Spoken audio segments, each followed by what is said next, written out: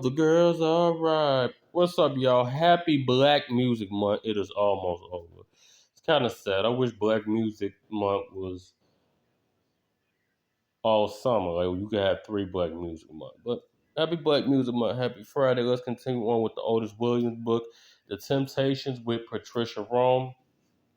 Now we have in the last 4 parts we talked about Otis' early childhood in Texas and Arkansas.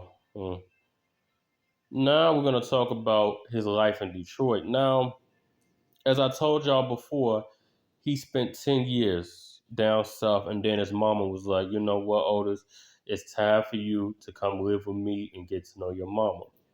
Now, from what I recap was, Otis didn't really know his mama because his mama left him when he was a baby, a small baby, to move to Detroit to start a better life for himself.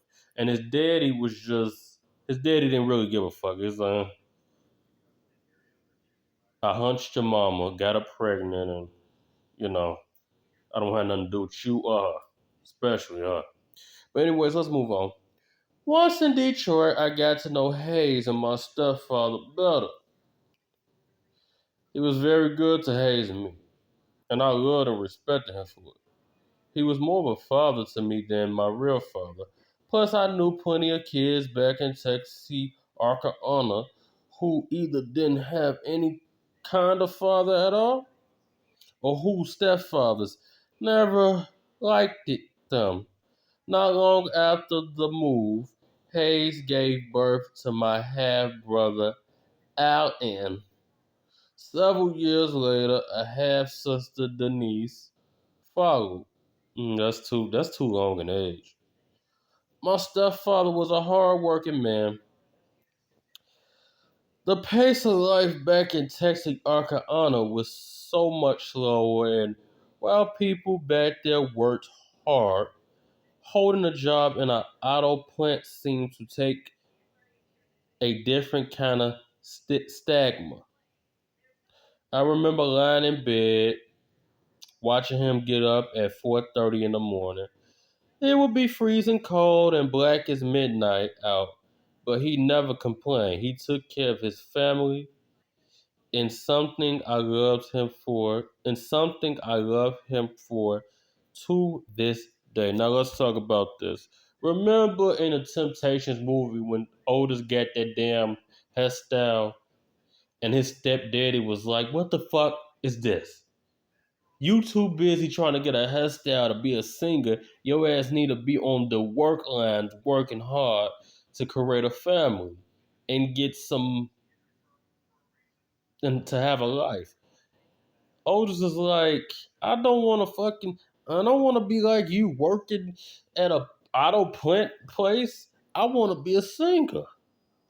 So it seemed in the movie that Otis and his stepfather Edgar had bumped heads a little bit when he was a teenager in the movie. Now movies are they fake movies, and a lot of people say, "Oh, this happened." You got to understand if you do your research. A lot of these biopics about these people, they're twisted because the people be like, "That didn't fucking happen." What are you talking about?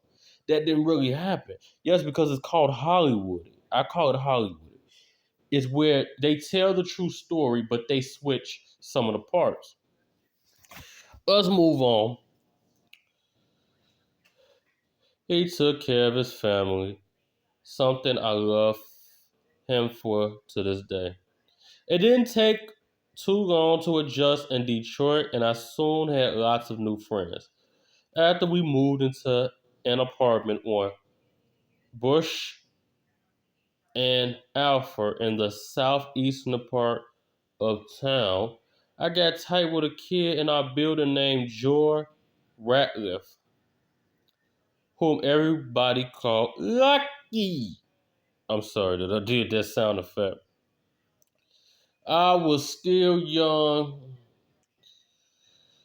to be toy crazy, and Lucky had tons of toys, which he shared with me. I was also in collecting and trading comic books G.I. Joe, the Platinum, Black Hulk, Captain Marvel, Superman. Basically everything except the romances. I always love to read. All right, so let's talk about Otis. Otis is probably the only ones, the few that didn't grow up in the projects. And that's not a knock to the other Detroit. And what I mean by that, a lot of the beginners at Motown grew up in the Brewster projects of Detroit, Michigan.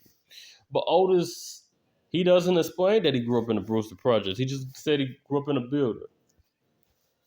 School was okay. I got mostly B's and C's without putting in too much effort. Yeah, I mean, yeah, I got bad. What did I get? What years? When I was younger in my elementary school year, sorry, in my elementary school days, I got a lot of bad grades. And then when I got to like seventh, eighth grade, it started to get better. In high school, it got better. But mainly, what Otis said, I could be in agreement with him. Mainly in high school, I got B's and C's. And I'm going to tell you why that is. You telling me, and then I know I'm going a little left here. Hold on, let me finish this part.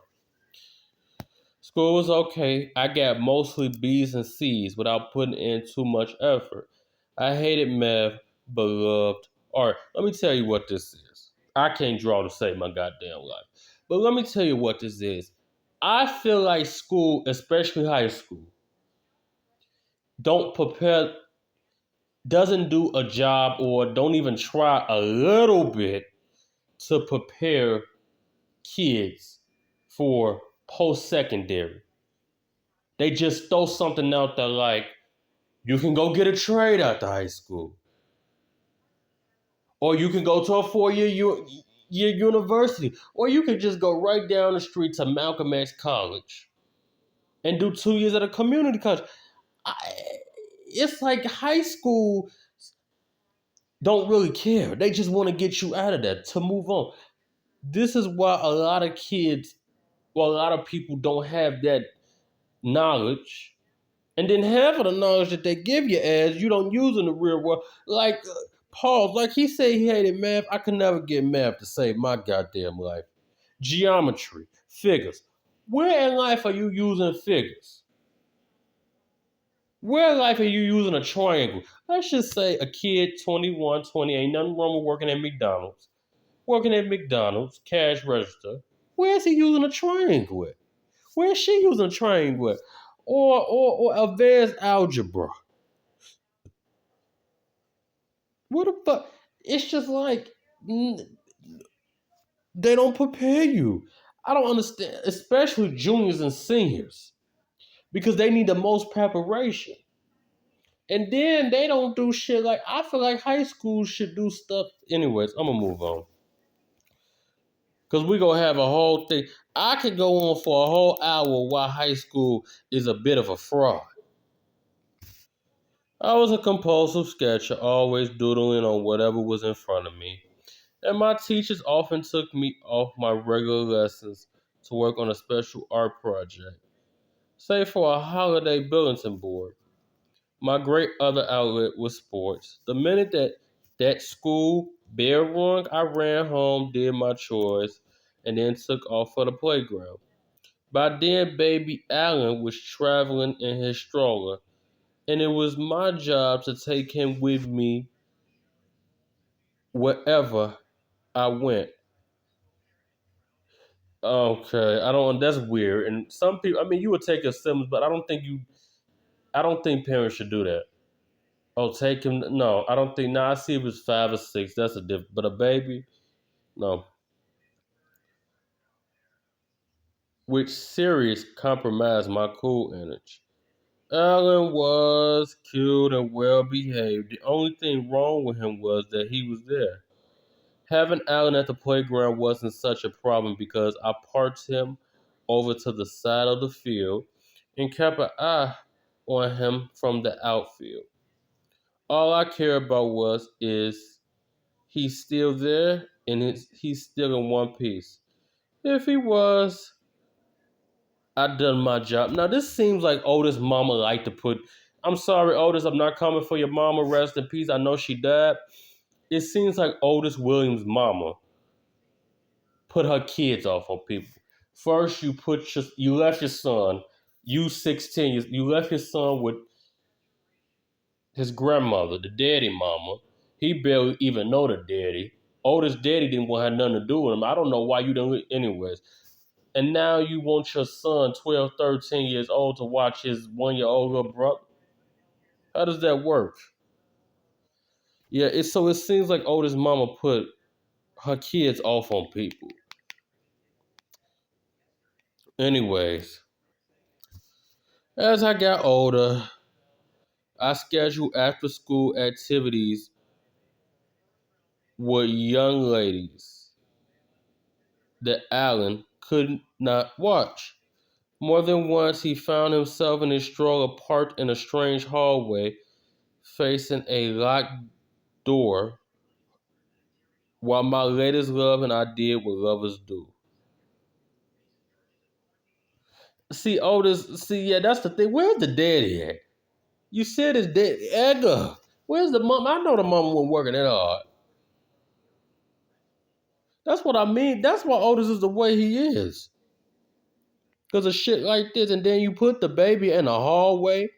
Anything could have happened, but this was in the 50s. People wouldn't do well, please. I was gonna say. Then again, Alan could be a nice little pal to have around. I ride him on my bike, a beautiful red and white JC Higgins with tassels on the handle grips around the neighborhood. Yeah, okay, Otis. See, that's why I don't like Otis Williams.